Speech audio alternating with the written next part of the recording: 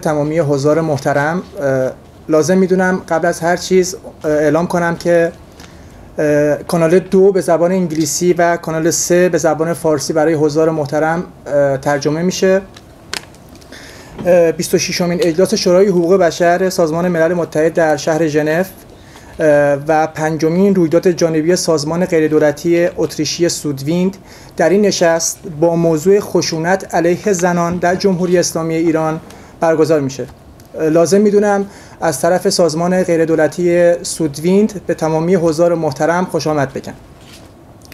سخنران اول ما خانم روحینه شفیعی، مدیر اجرایی ائتلاف بین المللی علیه خشونت در ایران ایکاوی هستند. ازشون تقاضا میکنم سخنرانی خودشون رو آغاز کنن. بفرمایید خانم. Thank you. Okay, what I'm going to talk today is about family, its structure, and the laws governing in Iran regarding the family institution.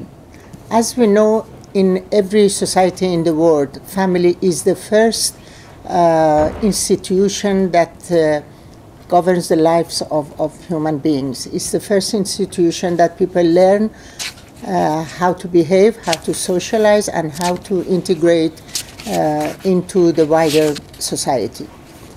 Families differ in different cultures and different countries, and families can be the center of tranquil peace, love, and development, or they can be the center of tension, violence, especially against women and children. What I'm going to talk about today is about the concept of family in the Islamic Republic of Iran and the laws and regulations that regulate family in Iran and how they antagonize each other. Meaning that in the country it is declared that family is the center of everything and is respected and it should be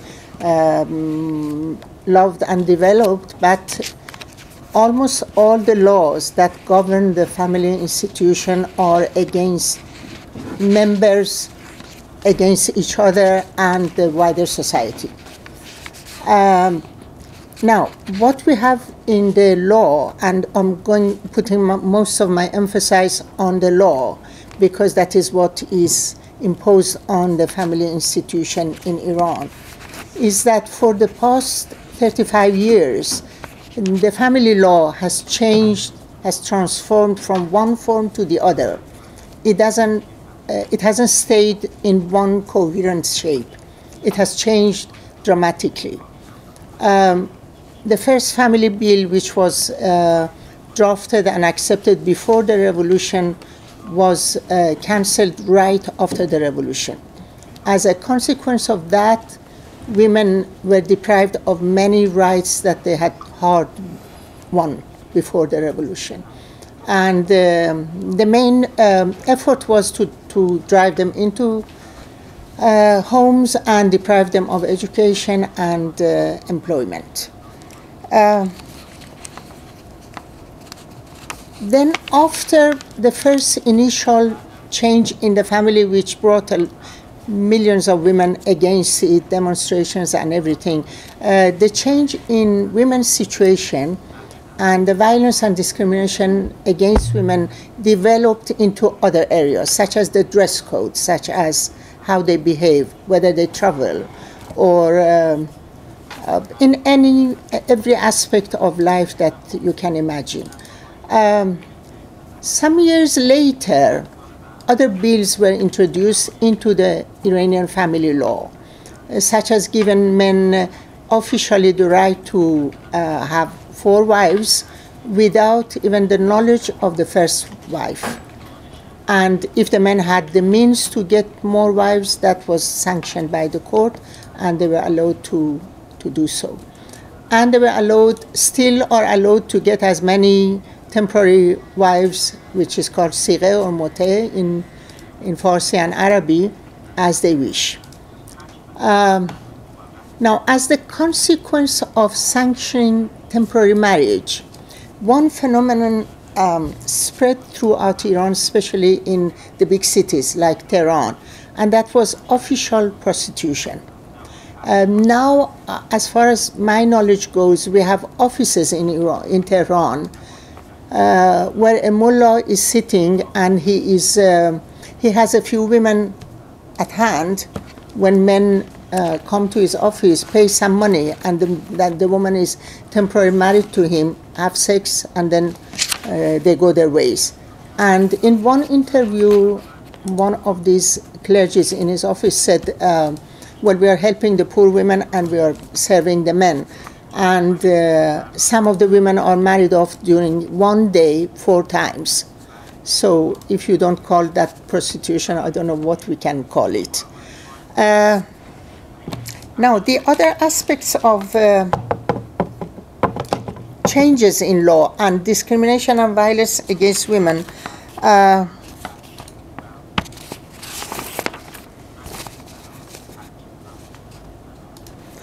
is the policy on population. At the beginning of the revolution, Ayatollah Khomeini needed, especially during Iran-Iraq war, Ayatollah Khomeini needed more soldiers, as he called it, for Islam.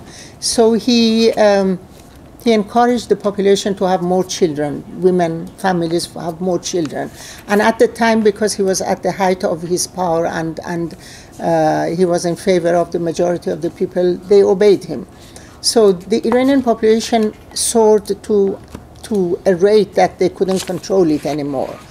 And it took them maybe over 10 years to understand that that was a very wrong decision, because families could not provide for the number of children that they have produced. So in a seminar which was organized in 1988 by over 40 organization headed by the then Plan organization that at the time existed in Iran, they decided to have a stop on the increase of the size of families.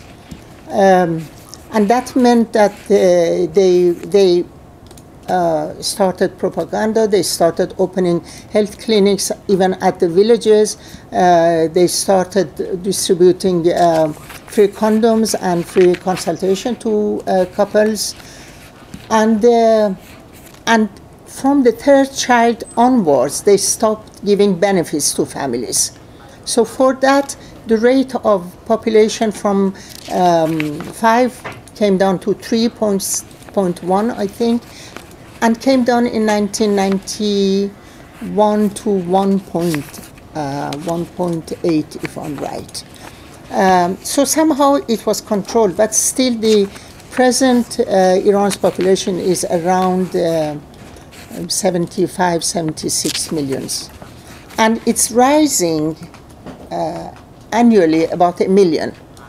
So at this time, Iran is not in shortage of population decrease. Iran has a steady increase in its population rate.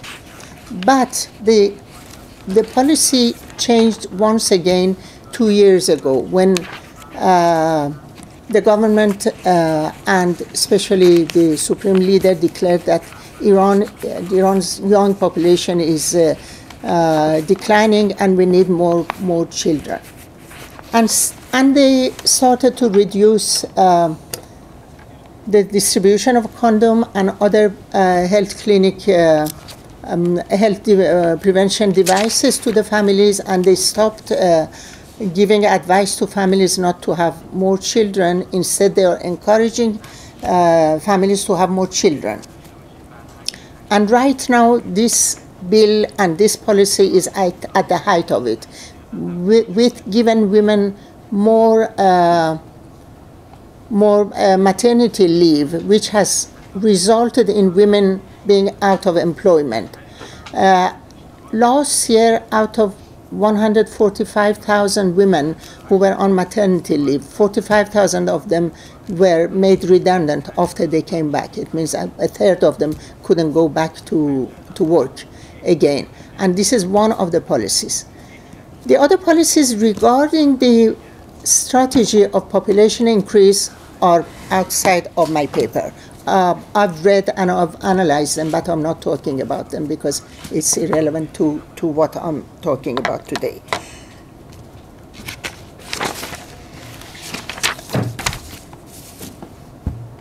Now, the other consequences of stopping distribution of birth control devices are more devastating than having more children. It means that the spread of AIDS and the HIV virus has gone in the past 2 years from 10% to 30%.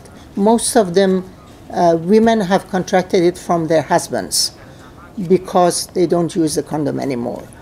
And then we have the rise in various diseases, various sexual transmitted diseases as well. So it is not only that the population is unnecessarily increased and without any provision for education, for employment, for health, for anything, it has other side consequences as well.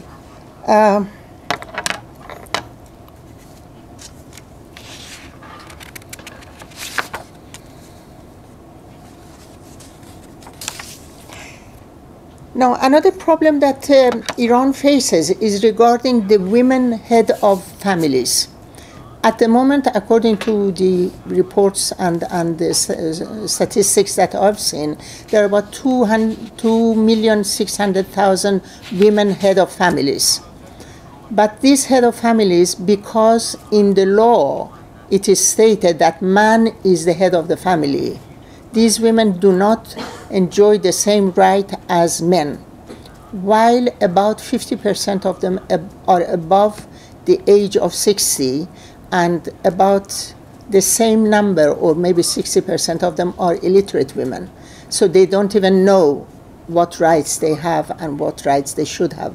But they don't have the same right to pension, the same right to other benefits that the working men get. And these 2,600,000 population have at least 3 other people to cater for. So we're talking about maybe 7-8 million who are under the cover of women working as head of families.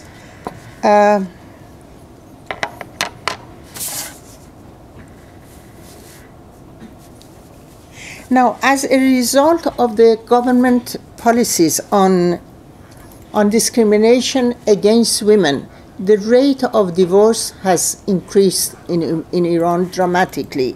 I have some numbers here. In 2006, we had about 90,339 divorces registered, while in 2017, that figure went to 155,369 divorce cases. Most of these divorces are among couples whose wife is about 15 years of age. So very young, couples when they marry. And most of the divorces happen in the first year of the marriage. Then we have the decrease in women's employment.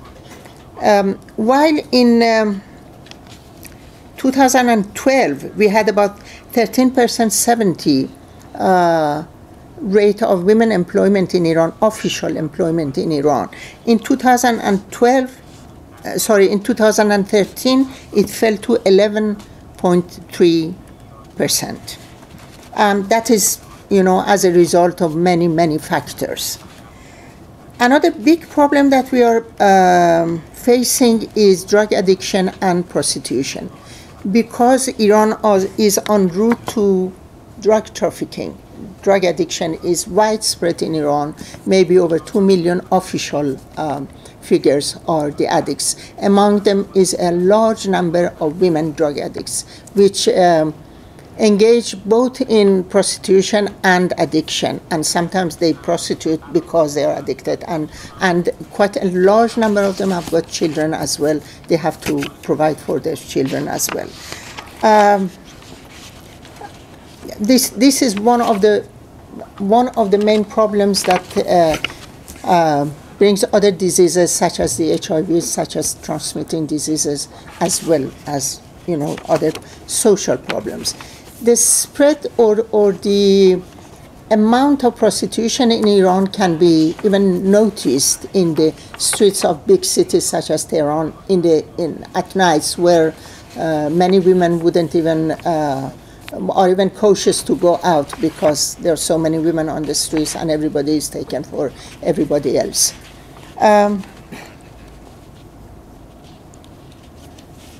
Now, the other persisting and chronic problem that we are facing in Iran is women and the hijab. Because women were ordered to wear the official dress code, the official Iranian dress code, and they are not permitted to wear whatever they like in many other countries. This tension between women and the state has continued for the past 35 years. It has never, ever stopped. It is not even limited to the younger women, even the older women are against the imposed hijab, while in my belief everybody is free to choose whatever they want to choose, but this is not the case in Iran. In a recent website on the Facebook, one Iranian journalist opened a Facebook page called Stately Freedoms. Now, in the first few weeks, 400,000 women from within Iran posted their pictures without hijab in various places, in various outfits, and wrote notes. This is how I want to be. This is how I feel I want to be. This is how I wish to be. And the woman journalist who opened that face was the target of the most disgusting, abusive sentences and words and anything you can imagine, even on the official Iranian TV station, because of that page, which demonstrated the facts that exist in Iran. Okay, this is the conclusion that I'm going to get in here is that in Iran, as unlike many other countries, women are not protected by law. In my belief, it is the law that sanctions violence against women. It is the law that gives men to acts of violence against women at home, outside home, in employment, on the street, and everywhere. And I believe that it is the law has first and foremost has to be changed in Iran and implemented. Proper laws have to be implemented in Iran so that we would be able to have a harmonized society, so that we would be able to have a harmonized family institution, and so that we can have our children be born in a peaceful atmosphere and enjoy the rights that the children must have enjoyed. And I think if Iran joins the Convention on the Elimination of Violence Against Women and complies to its essence, to its wording, which unfortunately at the moment I doubt it very much, but this is what we are demanding, that Iran joins the convention and applies to the convention and makes dramatic changes in the law and in practice and ultimately in the society to eliminate violence against women. Thank you very much.